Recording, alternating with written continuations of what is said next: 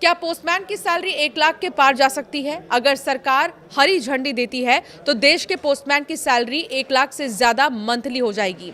8वें वेतन आयोग से पहले डाक विभाग कर्मचारियों ने ऐसा ही बड़ा प्रस्ताव रखा है, जिसमें पोस्टमैन की बेसिक सैलरी सीधे 1,12,000 रुपए करने की मांग की गई है। यह मौजूदा सैलरी के मुकाबले कई गुना ज्यादा है। अभी पोस्टमैन का बेसिक पे जो है 25,500 रुपए के आसपास है। अगर ये मांग मान ली जाती है तो सरकारी नौकरी की तस्वीर ही बदल सकती है।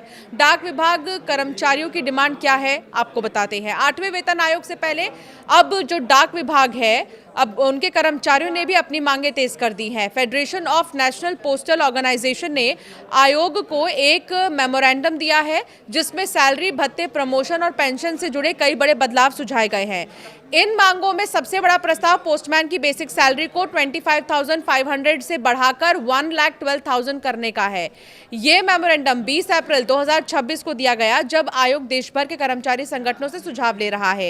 एफएनपीओ ने सिर्फ पोस्टमैन ही नहीं बल्कि पोस्टल असिस्टेंट और सॉर्टिंग असिस्टेंट, ड्राइवर, सुपरवाइजर और अन्य कैडर के लिए भी सैलरी बढ़ाने की मांग की है। आपको बता दें कि एफएनपीओ ने लेवल 1 यानी एंट्री लेवल कर्मचारियों के लिए न्यूनतम बेसिक सैलरी 18,000 रुपए से बढ़ाकर 69,000 रुपीस करने का प्रस्ताव दिया है। ये मल्टीटास्किंग स्टाफ जैसे कर्मचारियों पर लागू होगा। इसके अलावा फिटमेंट फैक्टर भी जो है बहुत मैटर करने वाला है। 3.83 करने की मांग हो रही है। डाक कर्मचारियों ने फिटमेंट फैक्टर को 2.57 से बढ़ाकर 3.83 करने की मांग की है।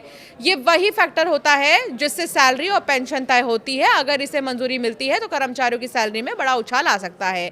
इसके अलावा एफएनपीओ ने सालाना इंक्रीमेंट को 3% से बढ़ाकर 6% करने की मांग की है। उनका कहना है कि बढ़ती महंगाई के मुकाबले मौजूदा इंक्रीमेंट काफी नहीं है। तो एफएनपीओ ने एचआरए को शहर के हिसाब से 30%, 35% या 40% तक करने का सुझाव दिया। साथ ही ये भी कहा गया है कि एचआरए को डीए के साथ जोड़ा जाए ताकि महंगाई के साथ भत्ता भी बढ़े। अब कर्मचारी संगठन ने एमएसीपी स्कीम के तहत कम से कम 5 प्रमोशन देने की मांग की है। उनका ये कहना है कि इससे सैलरी ठहराव की समस्या खत्म होगी। इसके अलावा महिला कर्मचारियों के लिए हर साल 12 दिन की जो है मेंस्ट्रुअल लीव, बेहतर चाइल्ड केयर लीव और ऑफिस में क्रेच की सुविधा देने का प्रस्ताव भी रखा गया है। एफएनपीओ ने सभी कर्मचारियों और पेंशनर्स के लिए सीजीएचएस के तहत 100% कैशलेस इलाज की मांग की है। साथ ही पेंशन का बोझ विभाग से हटाकर सीधे केंद्र सरकार पर डालने का सुझाव दिया गया है। इसके अलावा और अन्य सुझाव हैं।